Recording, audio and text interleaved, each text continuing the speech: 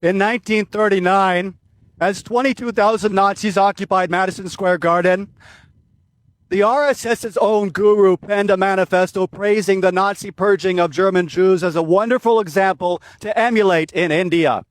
Two continents the same year and an identical appetite for purging a country of the wrong kind of people.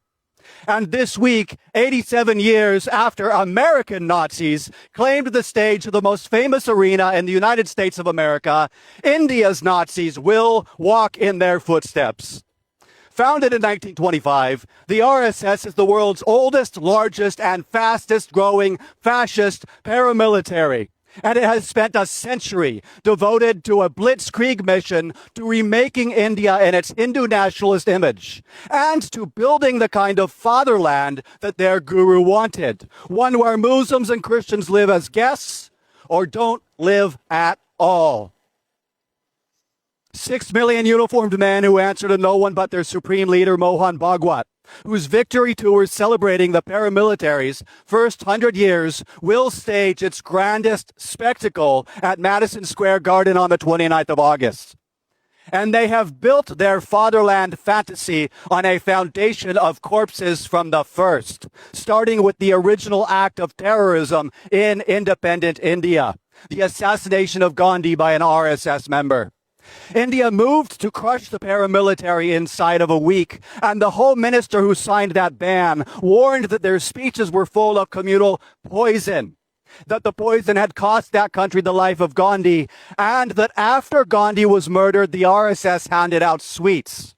Well, the RSS's fingers must be sticky by now from all of the sweets they have distributed over the decades, because they have perpetrated more than a dozen pogroms in the century since they assassinated Gandhi, and their stormtroopers keep smashing down doors across India to drag families into the streets and slaughter them there, hunting Christians through their villages while they torch the churches and gut the orphanages, raping nuns and burning missionaries alive.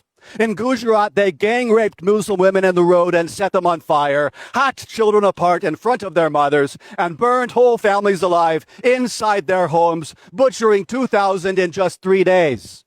And they did not just slaughter Gujarat's Muslims.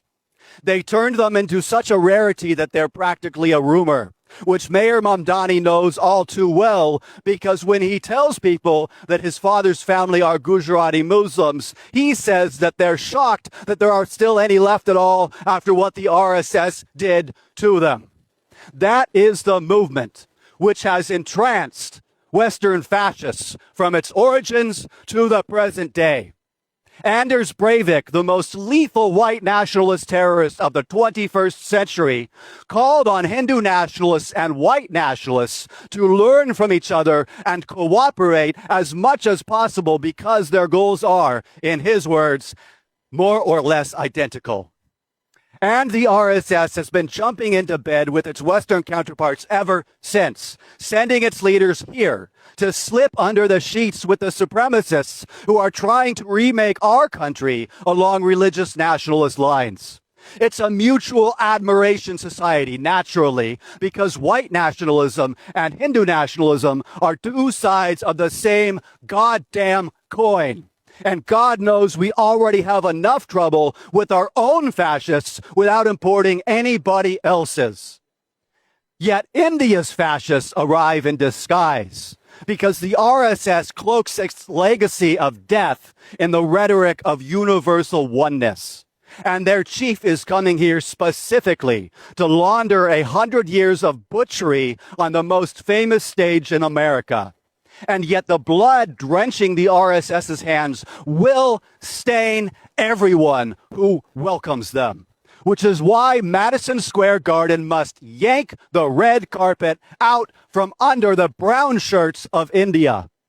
Cancel the rally before the RSS poisons the Big Apple and then tries to hoodwink us by pageantry into taking a bite of that poisoned apple so that we slip into the slumber of universal oneness as Mohan Bhagwat presides over a vile spectacle of fascism. May I just say, bars. Thank you so much, Peter.